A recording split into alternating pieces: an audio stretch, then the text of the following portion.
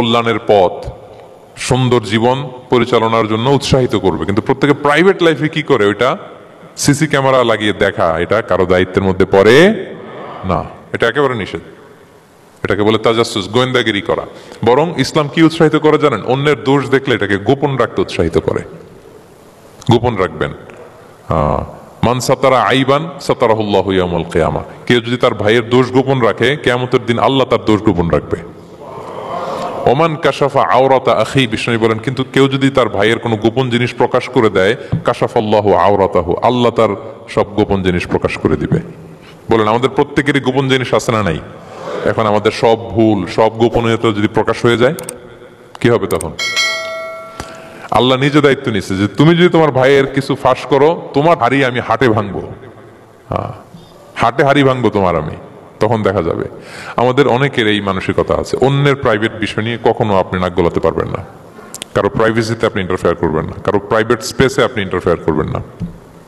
এটা খুব বাজে একটা স্বভাব, এটা ইসলাম হারাম করে দিয়েছে। আমাদের অনেকের মধ্যে আছে খুঁটে খুঁটে, ভাই এটা কি, ওইটা কি করছেন, সরকারি চাকরি না প্রাইভেট চাকরি, বেতন কত, বয়স কত, ওইটা কত, ওইটা কত, হাবি যাবি, এটা তার, ইটস নট হিজ বিজনেস। তারপর মানুষ খুঁচিয়ে খুঁচিয়ে।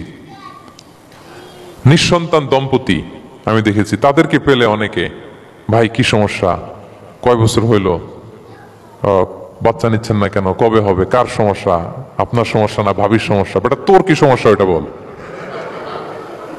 একজন নিঃসন্তান দম্পতি তারা কি স্ট্রাগলের মধ্যে দিয়ে যায় আপনি জানেন?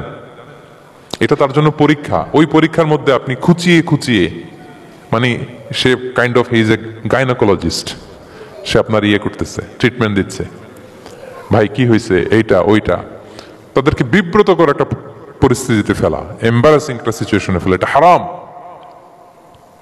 এই ম্যানারগুলো ইসলাম আমাদেরকে ধরে ধরে শেখায় যে এটা তোমার বিজনেস না, তুমি খুঁচিয়ে খুঁচিয়ে মানুষের ব্যক্তিগত বিষয় যেটাতে সে বিব্রত বোধ করে, এগুলো তুমি জিজ্ঞেস করতে পারো না।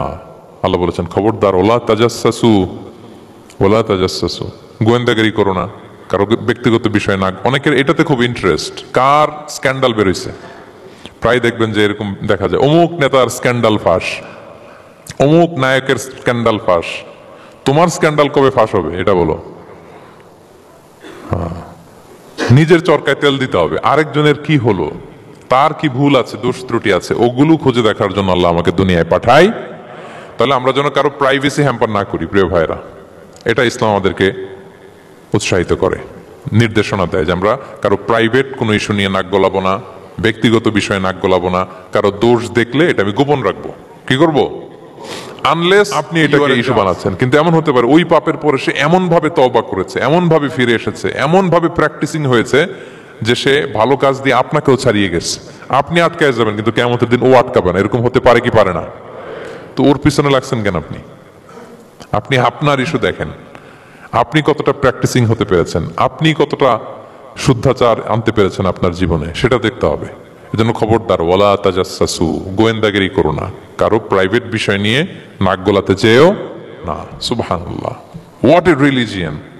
কত সুন্দর আমাদের ধর্ম, হাউ লাকি উই আর! আমরা কত ভাগ্যবান যে আল্লাহ তাআলা এই ধর্ম আমাদেরকে দিয়েছেন, এমন বিধান আমাদের জন্য প্রেসক্রাইব করেছেন যেগুলো মানলে আমাদের সমাজটা একটা জান্নাতের বাগান হয়ে যাবে।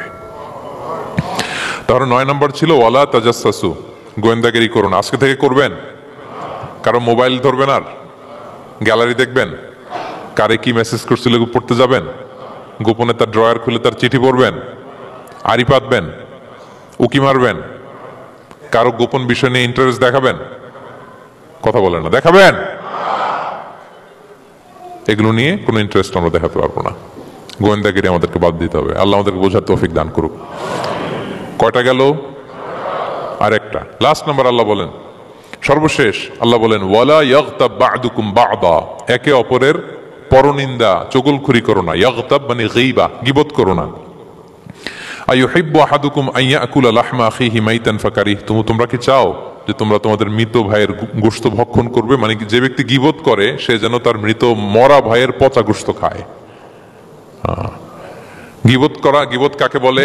রাসূল সাল্লাল্লাহু আলাইহি ওয়াসাল্লাম বলেন, গীবত হচ্ছে যিকরুকা আখাকা বিমা ইয়াকরাহু, তোমার ভাইয়ের অনুপস্থিতিতে তোমার ভাই সম্পর্কে এমন কিছু বলা যেটা শুনলে সে অপছন্দ করে।